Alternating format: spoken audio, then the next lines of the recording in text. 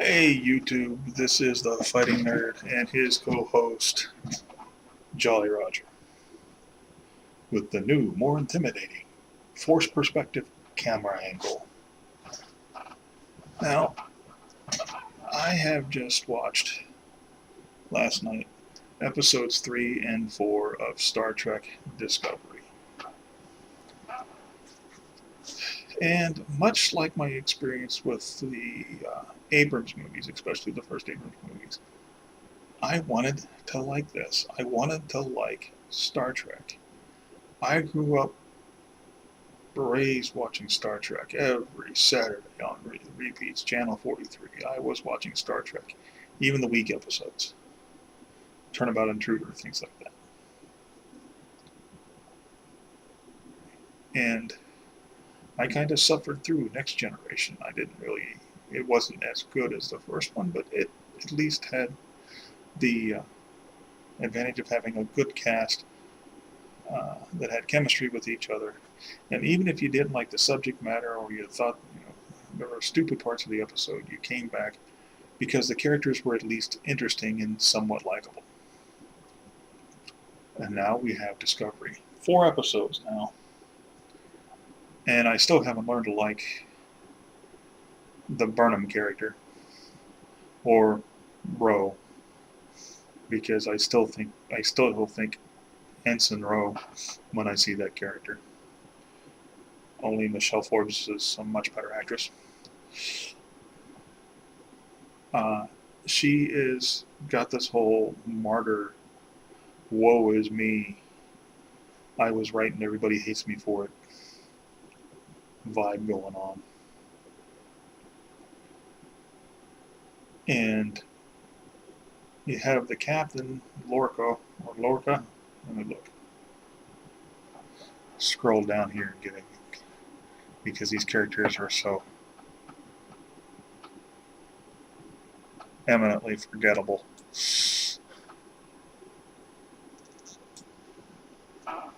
Yeah, Captain Lorca, who just seems to be a ginormous dick. A security chief who got killed, spoiler alert, but you didn't really care if she got killed because she was an idiot and unlikable. Then you have an engineer who is arrogant and unlikable. You have the first officer.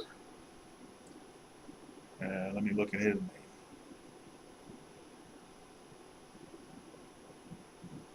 I was just looking at his name. What is it? Sula?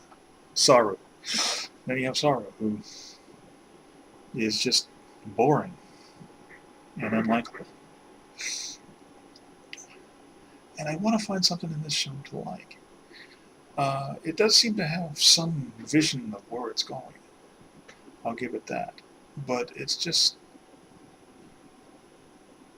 nothing to latch on to make it seem like Star Trek. Just isn't. It's just not there.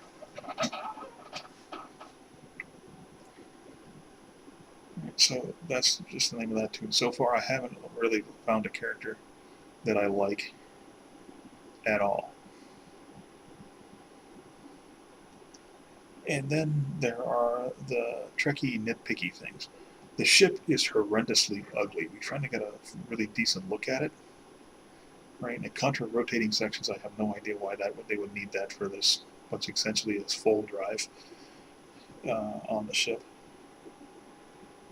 And being kind of a gun guy, the small arms, I'm wondering about. I'm really hoping that those stocks on the phaser rifles are extendable, because if not, they're not actually long guns. They're just really long barrel pistols if the stock is that short. And also, the writing in the story seems to me a bit lazy. And the biggest lazy thing about this is this scene um, in episode 4 where they're studying this creature that's going to help them navigate using this newfangled full drive because their computers don't have the processing power to do it. This thing's got like a super great navigational mind. It's also horribly dangerous if threatened. It probably wiped out the crew of another starship, and then subsequently wiped out a bunch of Klingons that boarded the derelict starship. So the security officer, who had seen what it had done, because the captain is a ginormous dick and putting pressure on her, decides that they're just going to go in there and anesthetize it and run all kinds of different things on it when they have it contained on board Discovery, with no sensible precautions at all. Right? Yeah, she puts anesthetic gas in the cage before she opens it, and she is warned by the always right Burnham, that since this thing has been already demonstrated, the fact that phasers even set to kill don't seem to phase it at all. That we don't know if the anesthetic gas is going to work. Well, no, the security officer, because she is a complete friggin' idiot and the captain's a dynamic dick putting a lot of pressure on her, opens the cage with she has a phaser rifle in hand, but of course she already knows that's not going to work. She already knows it's not going to be effective. Right? She doesn't bring any extra security in. Right? She could conceivably have let that thing loose to wipe out the crew of the Discovery. Right? And of course, she lets it out. She lets it out, gets mauled to death. And you know what? I chuckled a little bit when that happened. That was the only emotion that came out of that death. And I blame the writers.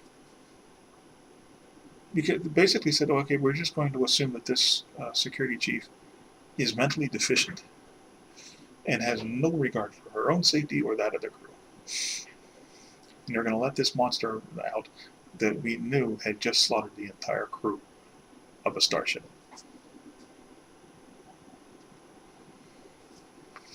Fantastic television, folks.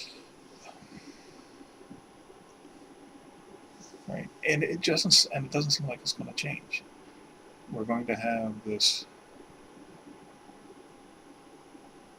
Burnham character either saving the day by being right when everybody else is wrong, and then going into her quarters, laying in her bed and pouting.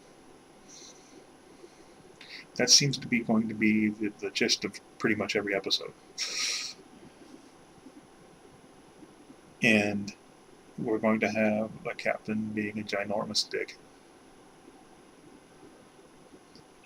And we're going to have other characters on the crew that just don't seem very interesting at all. See, you're waiting for the chief engineer, right, which I guess is Stamets, his name was. All right.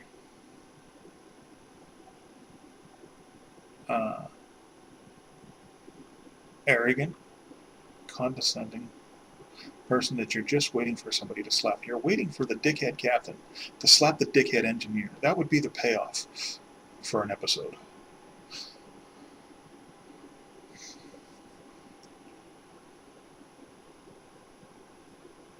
And it's just, I'm sitting there watching, okay, I thought Star Trek was coming on. When is Star Trek going to happen? And it never does.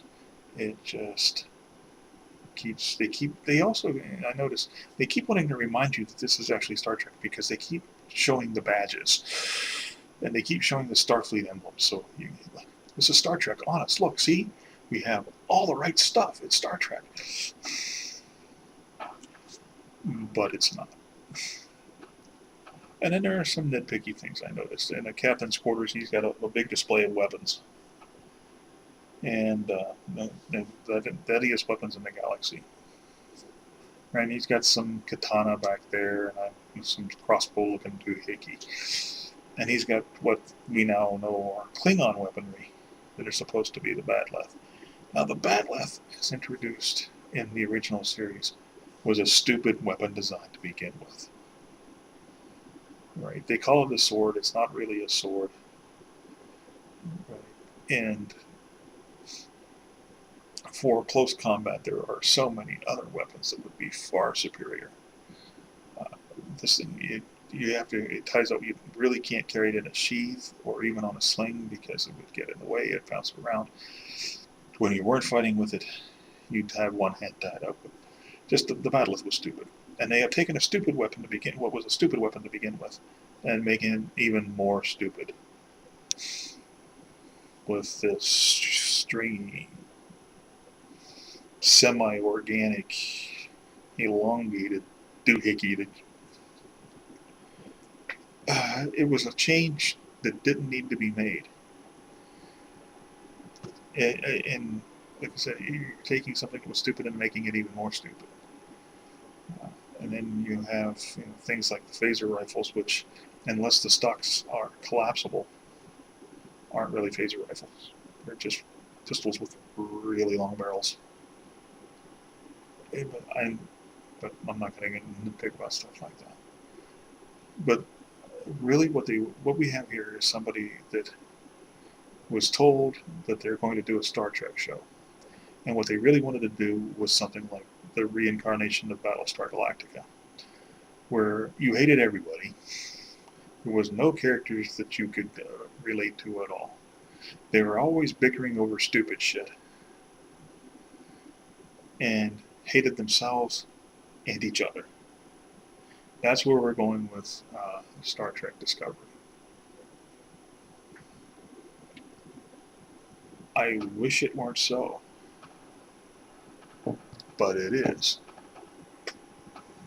So,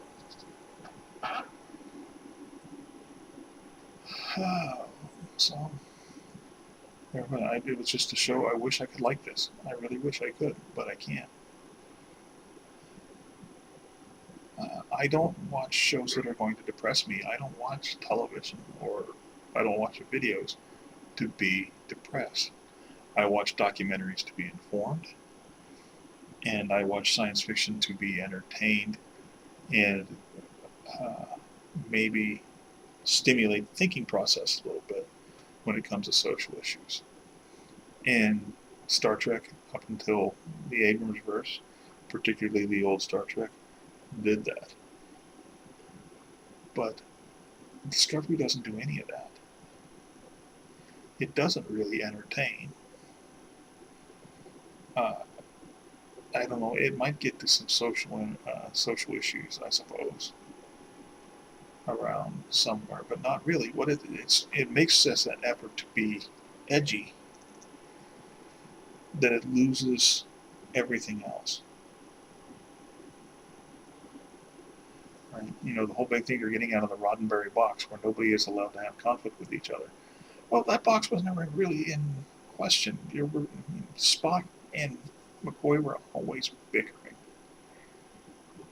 right? And Scotty got in on the act. Crusher was always, it seemed to me, was always giving Picard a hard time about something. So that box was never really there.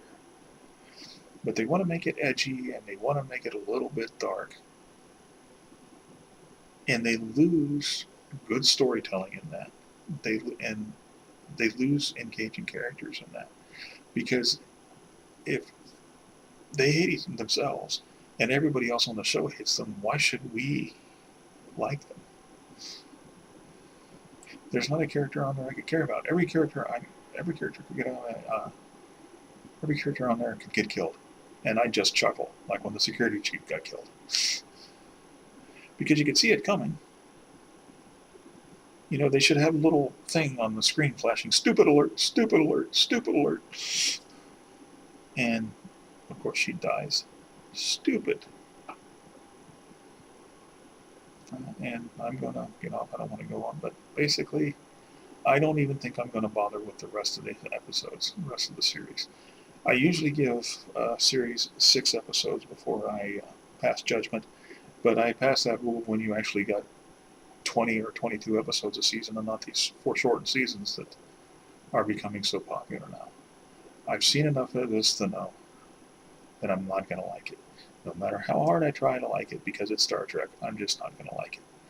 I've given it 4 episodes. I even watched episode 3 twice, trying to find something I could like. And it's just not there. They say it's in the prime continuity, but they did dispense with the prime continuity. The characters are eminently unlikable. The ship design looks horrible. They've made changes to certain things that didn't need changed. They're trying to do Star Trek and they have no respect for it, is the bottom line. So that is my last anti-Star Trek Discovery rant. Unless it pisses me off again. So, I am going to sign off. This is the Fighting Nerd and his co-host Jolly Roger. Remember, words make history. And I bid you good night.